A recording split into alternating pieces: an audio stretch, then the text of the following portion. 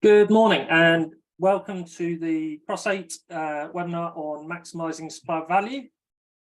Just waiting for a few more to join and then we will kick off.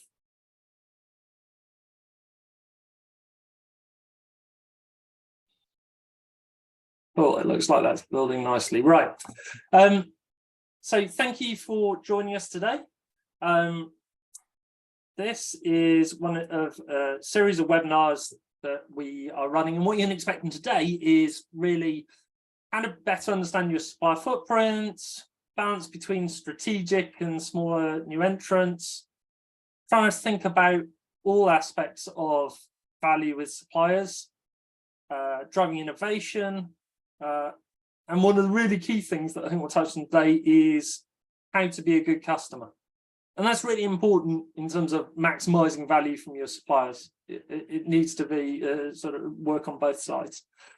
So this is one of a series of webinars we're doing on a bunch of related subjects. So we've already done one on sort of approach to cost optimization, not just in the supply base, but across the business. If you didn't see that, that's available to watch on demand. If you just click on the website. Today, we're focused on maximising value with suppliers, and we're going to do a more targeted session on sort of making outsourcing a success, which can be sort of one key part of it.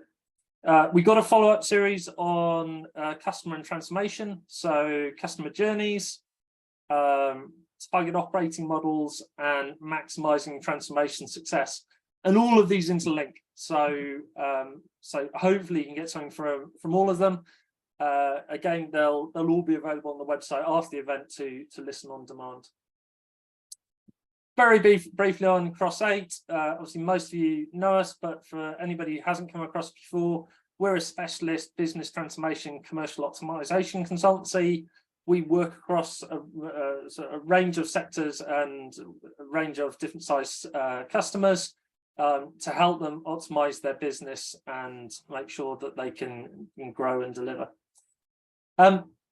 Really excited today to be joined by Gary Timlin. So Gary has a wealth of experience across sort of transformation and particularly sort of working with suppliers essentially at all levels. So directly sort of client side, as part of our work to support client side where they don't have the internal capability, but also supply side, both ourselves as a supplier, but typically where we've led large-scale delivery transformation outsourcing on behalf of other larger suppliers. So really excited to have Gary with us today, and he's going to be sharing some of his experiences, so sort of more lessons learned and different things that have worked and not worked as we go through this. So we're going to crack straight into this. So first point, like all these webinars, clearly we're talking about a whole range of customers who find themselves in all sorts of different circumstances. So this is really looking at the whole thing. You may well have a more developed sort of view of your suppliers, but the first point in terms of sort of maximising value with your suppliers is simply knowing what the sort of profile of suppliers is. And we work with a whole range of customers, and we continue to come across a whole range of organisations where their supply base is not that well understood, or it's grouped in some pretty basic different ways. The most fundamental one is simply based on sort of cost, but there are multiple different dimensions to it. Across the range, we're trying to get to a clear picture in terms of what are the strategic enterprise suppliers. These are the really big relationships, and particularly on big corporate organisations, might be multinational relationships, certainly multi-division, and are where the sort of the bulk of the spend comes from. Equally, particularly in divisional models or in ones where you've got a sort of geographically spread organisation, what are key strategic local suppliers? So absolutely paramount to that particular division or country operation, but may not appear in terms of the wide strategic enterprise list. And then trying to get that separation in terms of core suppliers and base suppliers. And really try to group them for a number of things. So, for example, a supplier may not be particularly high spend, They might not come out in terms of sort of big strategic enterprise partnerships, but they're absolutely critical to the success of your business, or they represent a high risk, or they're an industry specialism. So a lot of this is, how do you make sense of the supply base in the first place? In several companies we work with, we've sort of come across supplier footprints where we're talking 3,000 plus suppliers. You're talking a high degree of duplication. And the starting point is, we're talking about a lack of understanding of sort of what that supply base is. It's a lot of the deals have just been transactional. It's evolved over time, which means, for example, when the business goes to buy again, it doesn't necessarily buy from key partners. It literally just buys as though it is a new transaction each time.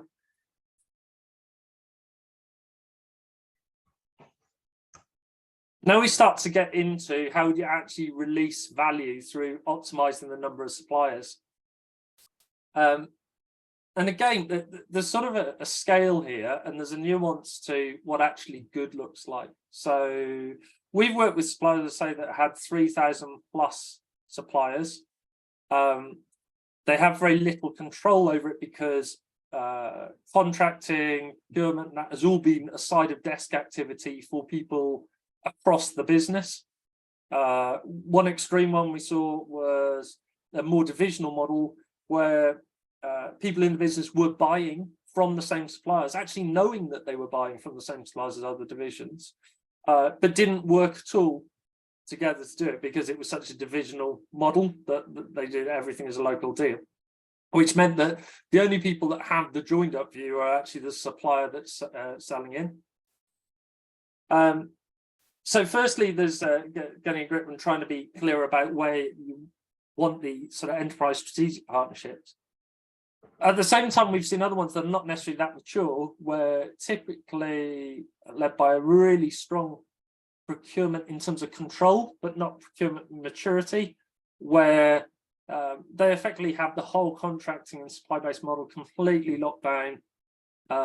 They are targeting some really sort of big suppliers, but typically just cost led. So it's fairly one-dimensional, which is where it turns that it's not necessarily particularly mature. And the impact of that sort of race to the bottom to purely drive it on cost is that the business doesn't actually get the value from the supplier. The supplier is effectively driven to drive down a lot of the value. Yes, they've got to try and look for some opportunities, whether it's more automation or other stuff, but largely it just becomes a very low cost offering where the measure is purely about sort of purchasing on who provided the lowest price. Where you're starting to unlock value is cost will always be a fundamental thing. Every business needs to control and manage cost and drive competition to optimize that, but how it balances it with a range of other sort of value drivers, and we'll get more into that on some of the coming slides, how it genuinely creates a level of commercial tension, because a drive to purely on cost, but where it puts suppliers in a monopoly position, doesn't typically drive value over time. And equally, how it balances some strategic partnerships with sort of agile new entrants. So typically, particularly with larger organizations and larger businesses, want to deal with larger suppliers, and larger suppliers can bring a level of sort of development and agility and drive, but equally you only have to look in the sort of technology enabled space. There is a lot of new entrants that are coming up, and most sectors are being shaken up by new entrants that have grown rapidly. And it's trying to make sure that in your supplier footprint, you have something that allows you to tap into those as well and balance the two.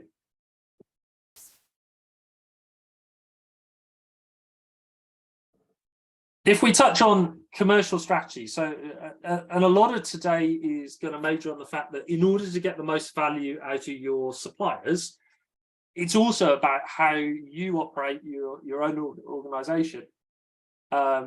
So what sort of commercial strategy do you have across your organization in terms of who you want to partner with, how you want to tap into new technologies, how you want to make your supply chain flexible, and how you're going to operate internally to enable that? If you're dependent on the suppliers bringing you innovations all the time and spotting market trends, then that's quite difficult for them to do if they don't have parties that are equally informed within your organization to face off to.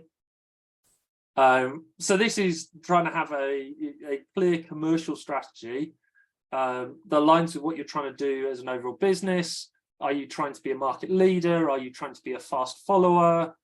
What's the sort of partners that you're trying to tap into? How else are you accessing those things across the whole sort of footprint? So what does that mean for competition?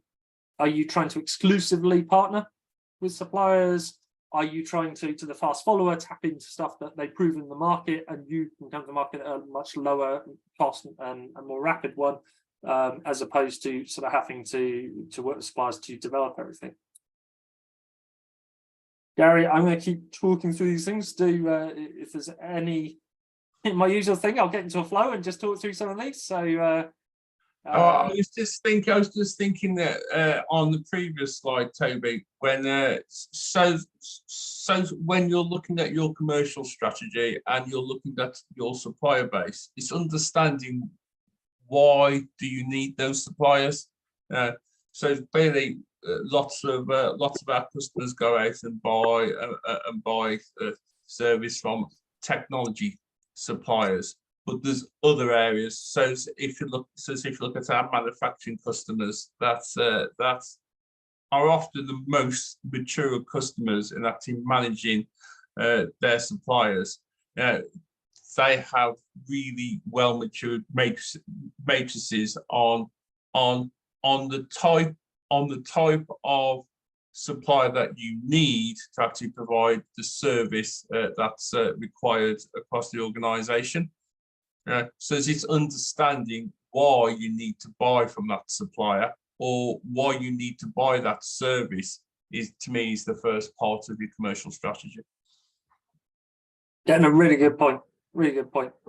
And clearly a bunch of what we try and do is try and pick up and sort of cross-pollinate between sectors. So to your point, there's a whole range of things that happen in manufacturing where they're really mature in terms of how they run this supply base. Equally, there's a range of stuff in, for example, financial services that will affect some of the subjects we're going to touch on in a minute, where given regulation and that there's a level of maturity. And it's how we can take some of that learning and apply it to different sectors where it makes sense. Yes, yeah. So it's understanding the value that's a particular supplier or supplier is going to bring to that part of your operating model. Fantastic. So if we flow into one of those, so yeah, this is part of understanding sort of value in its widest sense rather than value getting equated to cost. So we'll cover a few different dimensions. One of them most people have heard of, but it's still gaining traction, is ESG, so environmental, social, and governance. This is recognizing that companies have both a big responsibility, but also a big opportunity, not only to be profitable and a successful business, but to have a much greater impact on the world. And most businesses these days have a substantial supplier footprint. Most businesses, whether it's sort of outsourced operations, whether it's the tech they're buying in, are heavily dependent on their supply chain, but equally can have a significant impact on the supply chain and getting and sort of driving values through that. So making sure you're partnering with the sorts of suppliers that are doing the right things in these areas.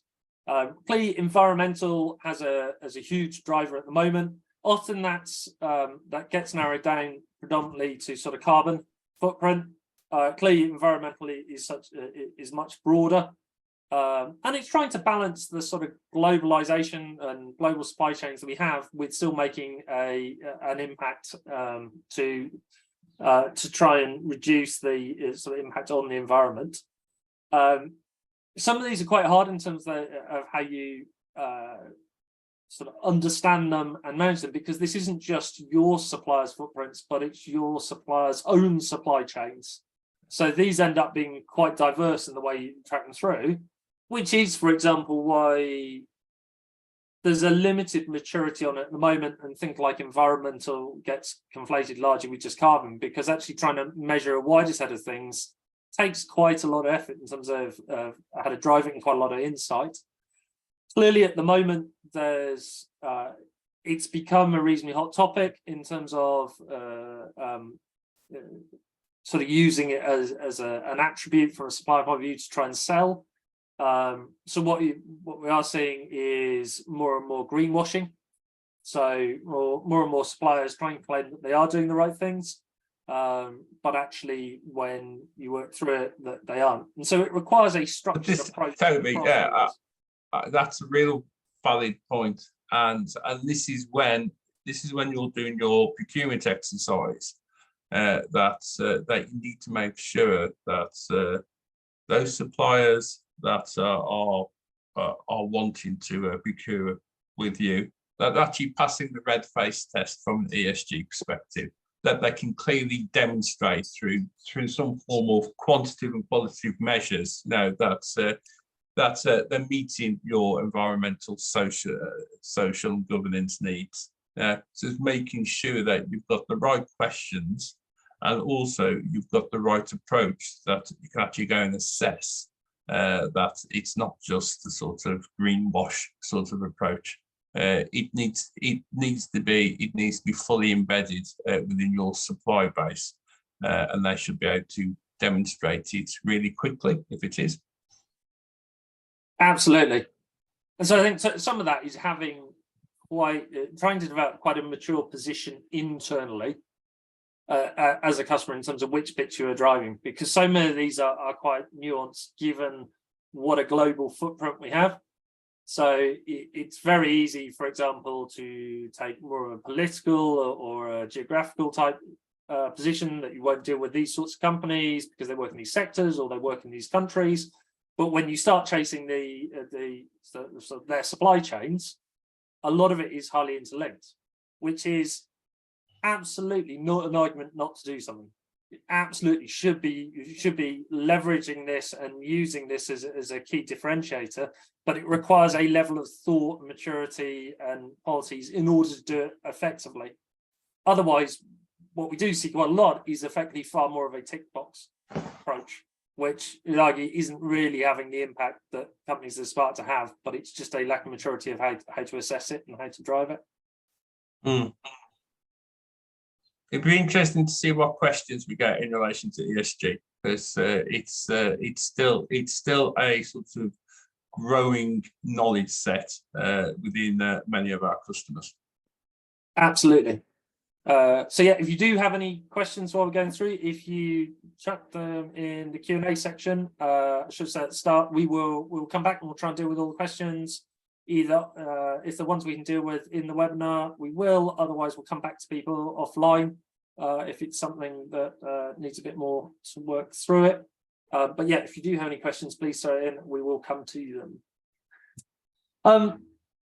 So segues to a different theme. Gary, one of your risk. Okay, then, yeah. So as you start to understand your supply base, you also need to understand your risk, and you also need to understand how you're actually going to manage that risk. In relation to supply disruption, the impact it could have on your reputation and a financial perspective. Supply disruption, I've got numerous examples in relation to supply disruption, and clearly when you build that relationship with your supplier, you want that to actually go for the agreed amount of time. And in a number of customers, especially from our utilities customers, but I've also seen it in some of our local government and larger government customers, is that when they start to understand their supply base, and this is usually the small suppliers that people have forgot about, and it's those suppliers which maybe one or two people that are actually providing such a critical service, but that company is coming to the end of life, or the person wants to retire, and then you realize that you have a risk that you need to actually go and fulfill. You need someone to go and actually support that system that's been there 15 years, and 2 people have been supporting it in a company, you know, that just continually need to be reviewed. So it's understanding the risk and the importance that your suppliers have for keeping the lights on. That to me is a big one. But then you also need to make sure that for your bigger suppliers, that's you're actually getting the quality, because you might be getting the cost, but if you go back and you do a retrospective or you look back on what's been delivered, you might find that actually you're having to do things more than once because you're getting an initial cost, but it's not sustainable within the organization. It's not delivering the services or the equipment that the organization wants. So from a quality perspective, you might, it may have been better to actually go and pay a bit more to get more enduring quality.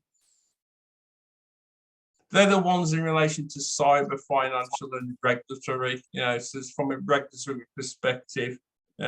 So a regulator will look at you to make sure that you are managing your suppliers and they are meeting the regulations. You cannot move your obligations fully always onto a supplier. Understanding where you can and where you can't, that's really key, so you don't fall foul of any regulatory obligations. I think in relation to risk, we could probably do a whole webinar in relation to managing supplier risk, but it is definitely a lens that you need to be looking at as you start to understand how you manage your total supply chain. Anything I've missed there, Toby? No, I think that's really good, and absolutely to your point. I mean, it's a huge subject, just like ESG. We're really just touching on the surface here. And for some suppliers and sectors, let's say like financial services, where it tends to be enforced by the regulator, organisations should still be doing the right thing, but they tend to have larger teams and focus. In other sectors, it's a lot more embryonic. And to that usual one, just because the risk hasn't materialized before, just because you haven't had a supplier going bust doesn't mean that you've necessarily got all the right protections in place or you can do it. I think it's probably becoming more visible these days. We've seen a whole range of things from, we've seen some of the big large sort of government outsourcing contracts sort of get disrupted with suppliers going bust, particularly when they've sort of been driven down on cost. And these are all things that are readily visible in the press. We've seen significant sort of cyber attacks and cyber challenges. We've seen GDPR challenges. To Gary's point of, you can't outsource the regulation, so you need to make sure you contract to make sure your suppliers appropriately meet the regulation, because the regulation is still your challenge. I think in the current market, we're seeing it particularly in certain sectors, things like construction and that. Obviously, financial is huge at the moment because of the inflationary challenges that we're seeing. So that's creating very more distress. And I think there are some bits as to how you contract. So, for example, getting a really tight contract that puts all that risk onto the supplier is only as good as sort of how strong that supplier is. If the supplier doesn't have any financial strength, then the fact that the liability is with them just means that they potentially go bust or become distressed, and they're coming back to you anyway because you can't afford the service to fail. So some of this is being quite commercially mature about understanding what is really happening. Equally to your point, Gary, I think about quality. The reality is that on a bunch of services, particularly big services, you cannot create complete flexibility.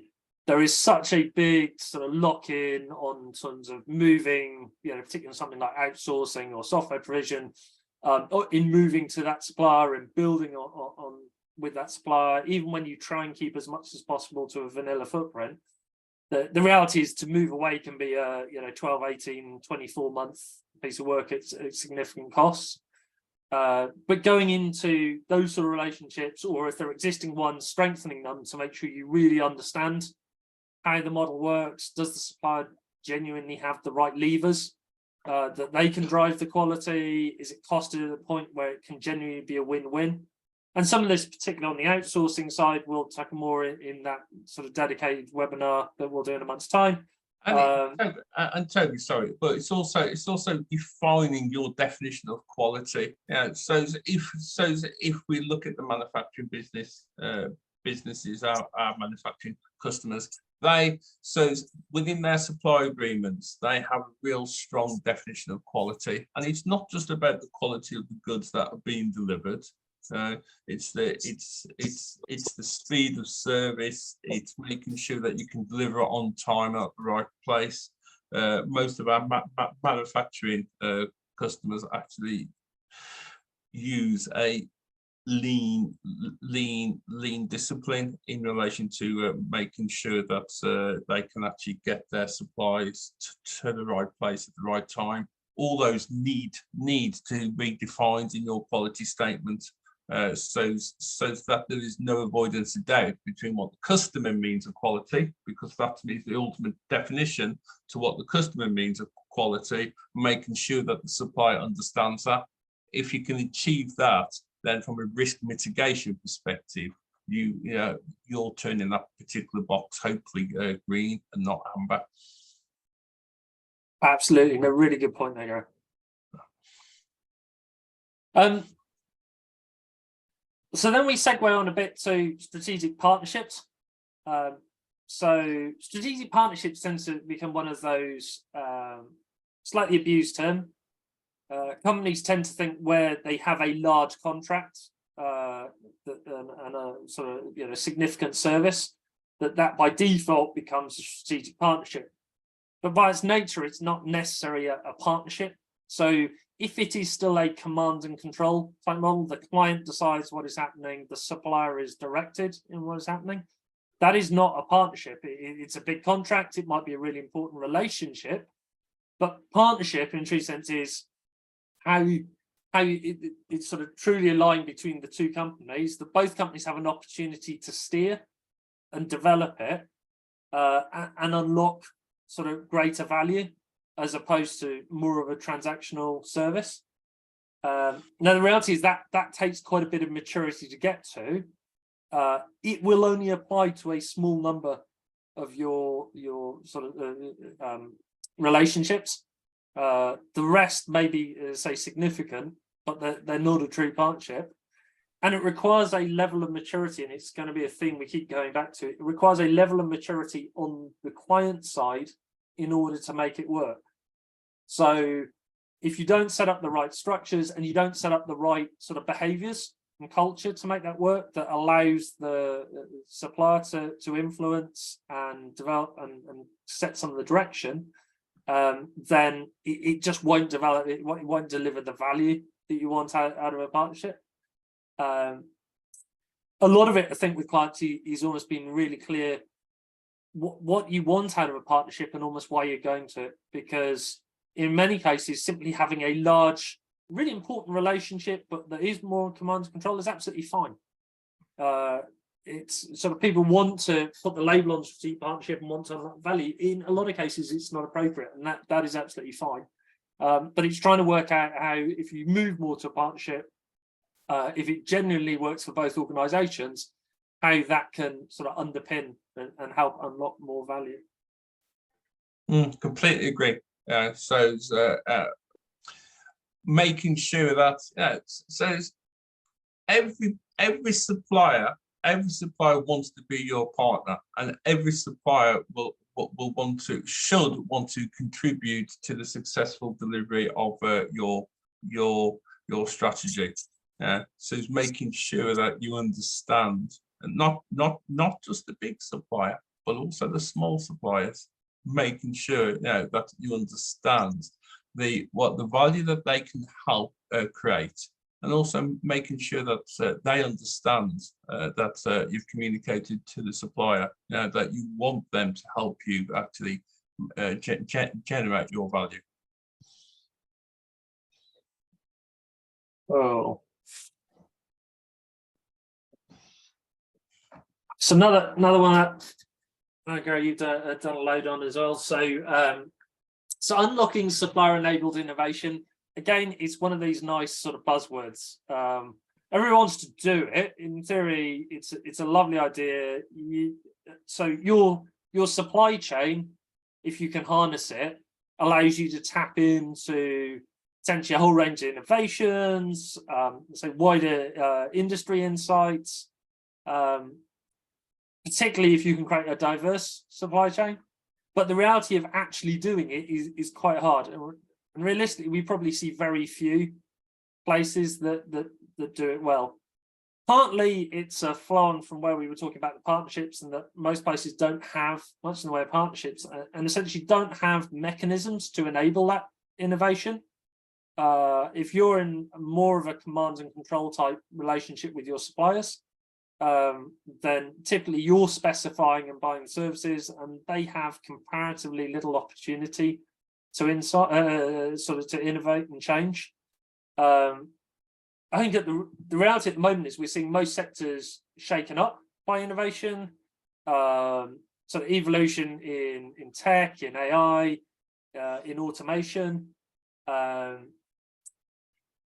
But the challenge for organizations is almost how they can take it, particularly with their existing supply chain. In most cases where we see suppliers that are managing to move, they're not really harnessing innovation that's been sort of put forward by the supply chain. It's internal projects that are then going out and buying it and driving it from internally, which equally is fine. It's a way of moving forward, but it's a big untapped resource.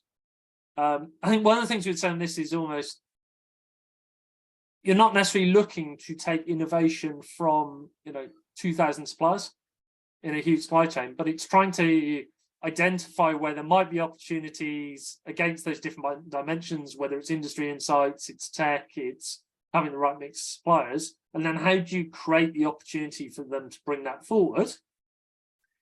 I think the other bit where this gets quite hard is clearly, suppliers want to sell, they want to promote different things, and it can be quite hard to differentiate and create the bandwidth between ones where suppliers aren't doing anything wrong, but they're simply trying to champion their latest product, their latest service, and want to talk to you about it, versus sort of true innovation and unlocking something. So again, it requires more of a structured approach. Sorry, Gary. I think that's a really important point, because you can learn so much from your supply base. Your supply base has a level of skills and a level of knowledge that can really help you drive and enhance your business. So it's making sure that you call out that you're developing this partnership, and you want the supplier to help, and you want them to help you innovate, and making sure that that you build that relationship, but also making sure that it doesn't become a persistent sales route for the supplier. So they don't come and they don't land and thread because they're giving you lots of sales opportunities. You need to be able to actually determine between the supplier that is helping you innovate and the supplier that is continually doing you a hard sell. Absolutely. And that is really hard to do in practice. But in theory, if you can cut through it, if you can set the right relationships, the right structure with the right parties, and I say that's not always your biggest parties, that might be targeting different sectors of your supply base where you think you can see innovation. In theory, it's a win-win. You want to access the innovation, suppliers want to help and evolve and share. Is just trying to get those conversations to work well and promote the right sort of things coming through, underpinned by the right relationships. Yeah, and it's building that network. It's building that network. It's having those conversations with people that work with the supplier. So they understand the areas of your business that could be improved, and then they can put forward experiences they've had from other customers. And then that helps you to start to innovate based on best practices in other markets. So part of the way we tackle this, we have some frameworks. If there are ones you want to see, we can send across that may help you. You're welcome to have them, but it's trying to put that structure around it so that it genuinely sets it up to achieve the outcome. We're going to briefly touch on preferred supply lists because clearly this is one of the things, and it has both strengths and weaknesses. So preferred supply lists aren't establishing true partnerships, but what they are allowing you to do is bulk buy, to put the right terms in place up front, to develop particular supplier relationships, because what it's trying to do is change every sort of procurement exercise from being a transactional sort of effort into something that has a bit more structure to it. But equally, by putting those things in place, you can streamline a level of supplier selection, and you can leverage volume and negotiating power, but largely having done the hard work up front. So one of the significant benefits of a sort of PSL type approach is that it's much faster to transact for the business, and in most cases, business and whatever it's doing wants to move at speed, does not want to be bogged down in the process. The counter is obviously it limits the supplier pool, so that's both positive and negative. It can create a lack of flexibility, and part of this is because preferred supplier lists, typically when they're put together, are trying to predict what they think the business is going to need. And whilst lots of businesses have a sort of a fairly traditional or predictable profile, it doesn't mean it can deal with all the sort of different dynamics. So again, it's trying to have some flexibility around it, because otherwise it can give a lack of flexibility. Equally, the risk is it can create stagnation and complacency off suppliers. So it's not an argument against doing it, but it requires a level of maturity within the client to make it work well. And isn't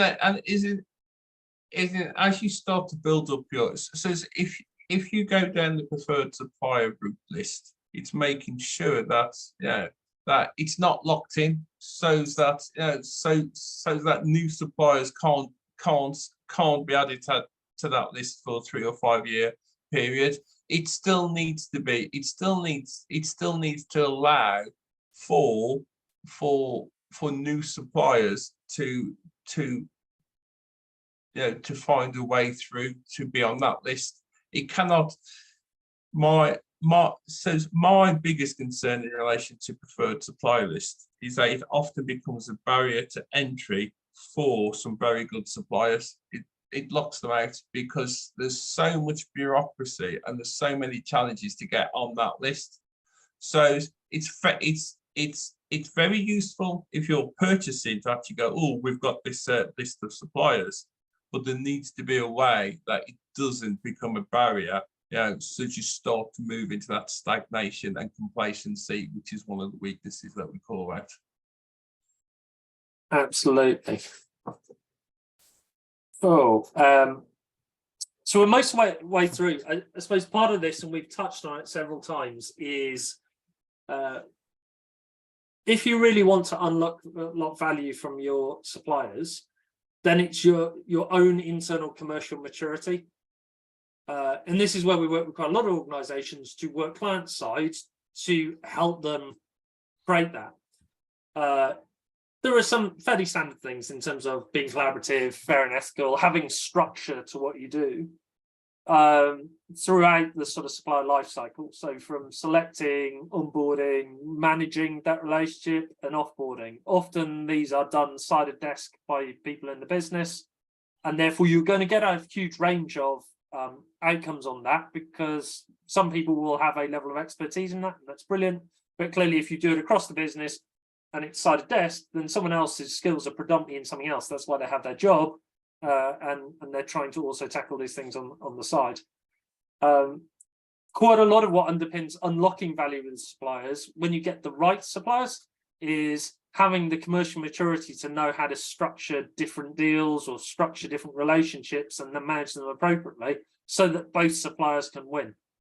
In a lot of cases, the supplier will have the maturity to do something more sophisticated. Doesn't mean everybody's supplier is right. They're a good, bad, and indifferent. But if you can't understand and manage those and drive those sorts of ones, then what it means is you end up in quite a limited form of contracting, because there isn't the maturity on both sides to make that work and make that a success. So I think it's probably one of a couple of sort of key messages of this everything. One is that how much you understand your supply base, you're taking a holistic approach to understanding value. So it's not just cost, but it's supplier risk, it's ESG, it's really trying to set up the right balance to tackle, enable innovation, leverage scale, but also get the right diverse mix of suppliers. But the other fundamental is a lot of this starts at home. You've got to be able to sort of have that commercial maturity inside in order to know what you're looking for, in order to structure it correctly, in order to allow the suppliers to flourish.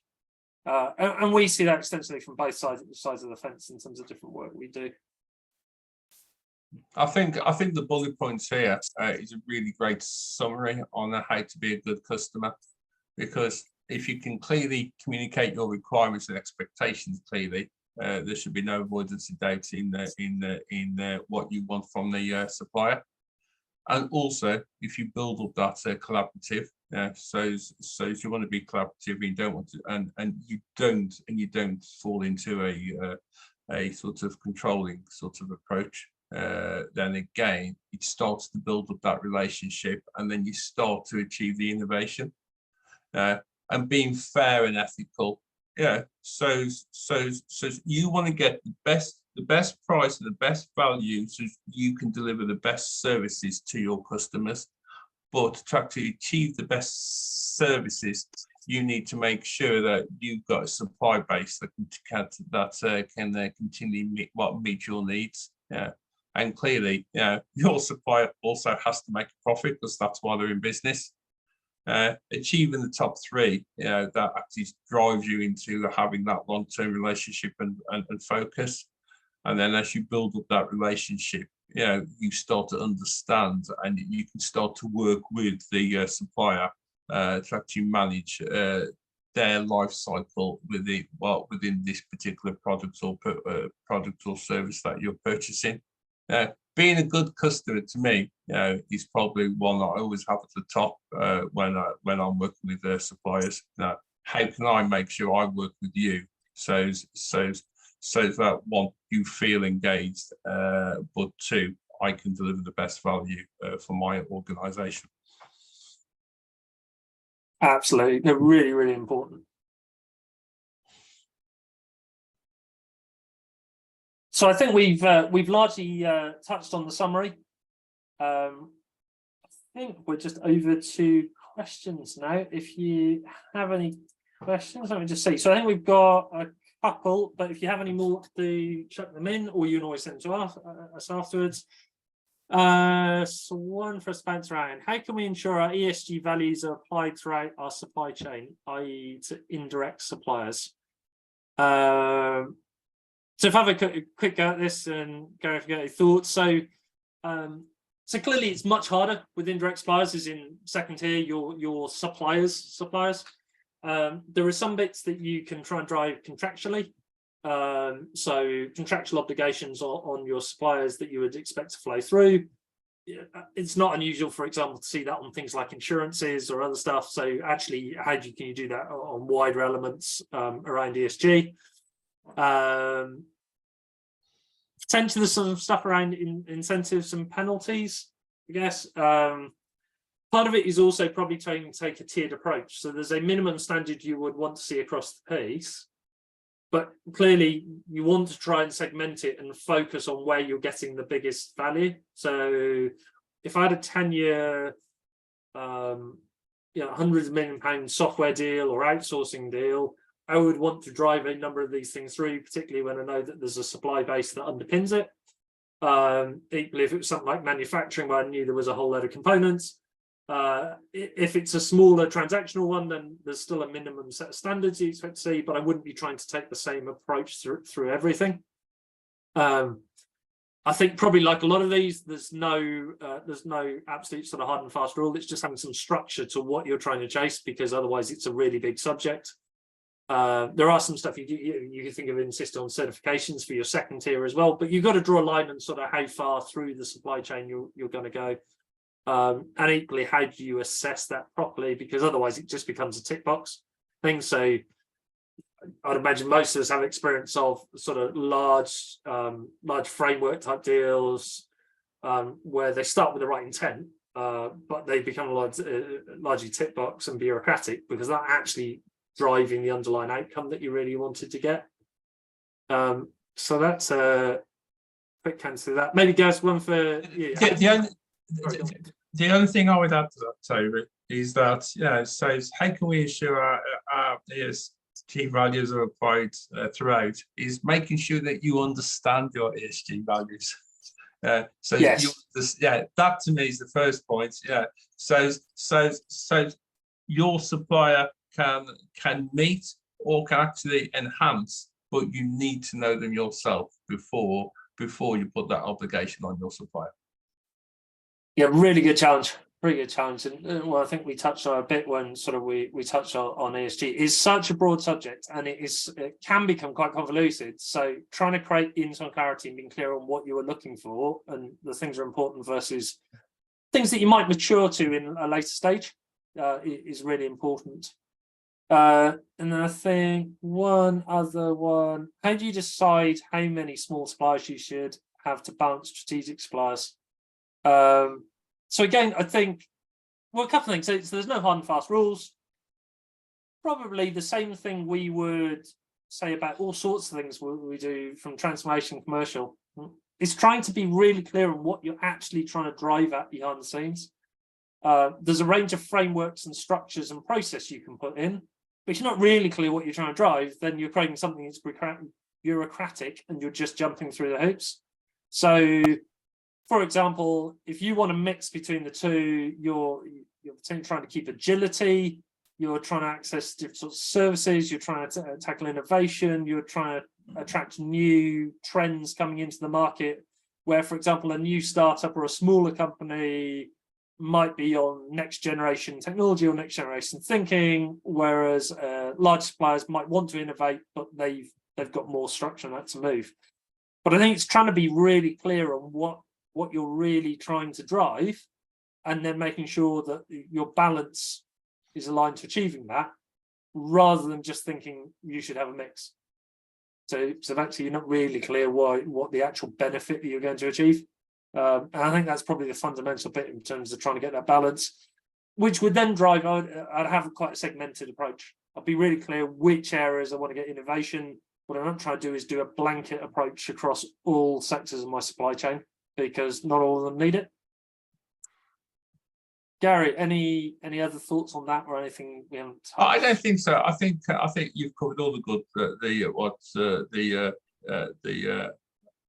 main points. I think for folk that's listening to this though, go out and have a look at how some of the really sort of good companies that really focus on managing their supply chain, how they work.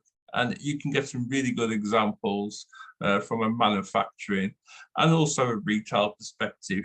So it's well worth reading the case studies in relation to Walmart or some good or Toyota or Jaguar Land Rover or BMW in relation to how they get the right mix in relation to their supply base, their organisations that do this exceptionally well.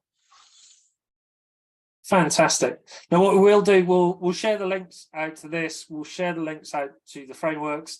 Feel free to use sort of no obligation with us. I would say if you can make use of a framework or something that helps you move forward, we're here to help if you need it. But equally, if it's something you can take and just use and progress internally in your own organisations, then you're absolutely welcome to have it.